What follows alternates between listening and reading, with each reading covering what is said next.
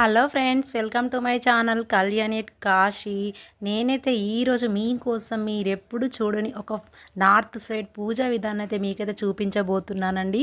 So వీడియోని skip చేయకుండా పూర్తిగా చూసేయండి. ఇది అయితే గోవర్ధన్ పూజ అండి. గోవర్ధన్ పూజ అనేది భగిని హస్త భోజనం రోజు మార్నింగ్ జరుపుకునే పూజ అన్నమాట. ఈ విధంగా మార్నింగ్ గోవర్ధన పూజ జరిగిన తర్వాత అక్కలు కానీ చెల్లెళ్ళు కానీ తమ యొక్క బ్రదర్స్ని అయితే ఇంటికి పిలిచి అయితే భోజనం అయితే పెడతారండి. ఈ విధంగా మార్నింగ్ అయితే ఈ విధంగా పూజనైతే నిర్వహిస్తారండి. గోవర్ధన్ పూజనైతే ఈ విధంగా మార్నింగే చక్కగా ఆవు పేడని తీసుకొస్తారండి. ఆవు పేడనైతే కిచెన్కి ఎదురుగా లేదా చక్కగా వాకిట్లోనైతే చూస్తారు కదా మీరు ముందు వీడియోలో, ఆ విధంగానైతే చక్కగా బొమ్మల రూపంలో ఆ విధంగా డిజైన్స్ని అయితే క్రియేట్ చేసి ఆ విధంగానైతే వేస్తారండి. వాటిపైన కుంకుమ పసుపు పూలు వేసి చక్కగా ఈ రోకలతోనైతే తిప్పుతూ అయితే చక్కగా పాటనైతే పాడతారండి. మా ఇంటర్ ఓనర్ వాళ్ళ అమ్మ అయితే చక్కగా పాటనైతే పాడిందండి. ఆ పాట కూడా మీరు వినేసేయండి. बाबा तुलसी साईला नारियल पूरी पूरी साईला मंदो కదండి. యూపీ వాళ్ళ పాట చాలా బాగుంది కదా. నాకైతే ఒక్క ముక్క అర్థం కాలేదు. మీకేమైనా అర్థమైందా కామెంట్ చేసి చెప్పండి. సో నెక్స్ట్ అయితే ఈ విధంగా రోకలతో తిప్పడం అయితే అయిపోయిందండి. పక్కనైతే పెట్టేశారండి. నెక్స్ట్ అయితే వీళ్ళందరూ కూడా కలిసి పూజనైతే చేసుకుంటున్నారండి. వీళ్ళందరూ కూడా వీళ్ళ రిలేటివ్స్ సార్ చుట్టుపక్కల వాళ్ళు అన్నమాట. వీళ్ళందరూ కూడా వచ్చేటప్పుడు చక్కగా రెడీ అయ్యి వచ్చేసారండి ఈ పూజకు. అంటే ప్రతి ఒక్కళ్ళ ఇంట్లో చేసుకుంటారన్నమాట. ఒకళ్ళ ఇంటి తర్వాత మళ్ళీ ఇంకొకరి ఇంటికి వెళ్తారన్నమాట. వాళ్ళు వచ్చేటప్పుడే బుట్టలో ఈ విధంగా కొన్ని రకాల ఆకులని అలాగే కుంకుమ పసుపు రకరకాల సామాన్లయితే తెచ్చారండి వచ్చేటప్పుడే. అయితే ఈ ఒక రకమైన కొమ్మలున్నాయి చూడండి. ఆ కొమ్మల యొక్క ఆకులను చుంచుతూ ఆ పూజ పైన వేస్తున్నారండి. ఆ కొమ్మకు కొంచెం ముల్లులు కూడా ఉంటాయన్నమాట. కొమ్మకున్న ముళ్ళునైతే వీళ్ళైతే ఆకులన్నీ వేసిన తర్వాత చక్కగా ముళ్ళుని తీసైతే వీళ్ళైతే నాలుకకైతే కుచ్చుకుంటున్నారండి. నాకసలు అర్థం కాలేదు. సో అదైతే ఎందుకట అంటే వాళ్ళ యొక్క బ్రదర్స్ కానీ, తమ్ముళ్ళు, అన్నయ్యలు క్షేమం కోరి ఈ విధంగా చేస్తారటండి. పూజనైతే గోవర్ధన్ పూజనైతే చూస్తున్నారు కదా. చూడండి ప్రతి ఒక్కరు కూడా ఈ విధంగా ఆ కొమ్మ యొక్క ఆకుని తీసుకొనైతే ఇలా కుచ్చుకుంటున్నారండి నాలుకకైతే. ప్రతి ఒక్క ఆకును మొత్తం వేసిన తర్వాత మిగిలిన ముళ్ళును మాత్రమే కుచ్చుకుంటున్నారండి నాలుకకు.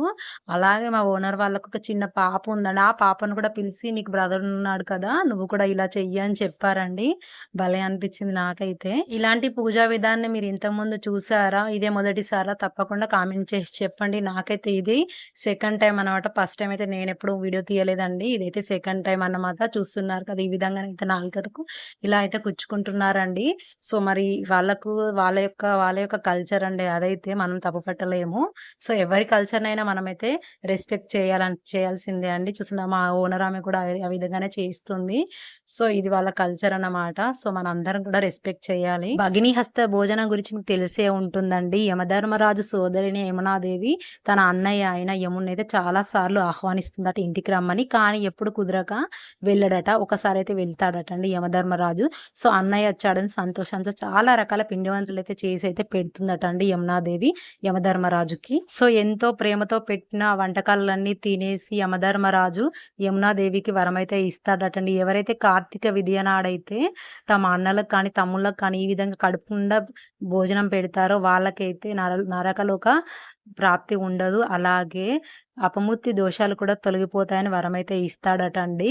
సో దీని యమద్వితీయ అని కూడా అంటారండి. సో మీలో ఎవరైనా జరపకుంటే నెక్స్ట్ సంవత్సరం నుండి తప్పకుండా మీ అన్నలను తమ్ములను పిలిచి అయితే ఈ విధంగా చక్కగా మీకు తోచిన వంటకాలు వాళ్ళకి ఇష్టమైన వంటకాలు చేసి పెట్టండి. వాళ్ళు తృప్తి చెందుతారు, మీకు కూడా తృప్తిగా ఉంటుందండి. పూజ మొత్తం కంప్లీట్ అయిపోయాకనైతే ఈ విధంగా అందరూ కూడా పెద్దవారి యొక్క ఆశీర్వాదం అయితే తీసుకుంటున్నారు. వచ్చిన వాళ్ళందరూ కూడా ఎవరైతే పెద్దవారో వాళ్ళందరి కాళ్ళు అయితే మొక్కుతూ ఉన్నారండి. నా కాళ్ళు కూడా మొక్కారండి. నేను కూడా లాస్ట్ చివర్లో అమ్మ ఆశీర్వాదం అయితే తీసుకున్నానండి.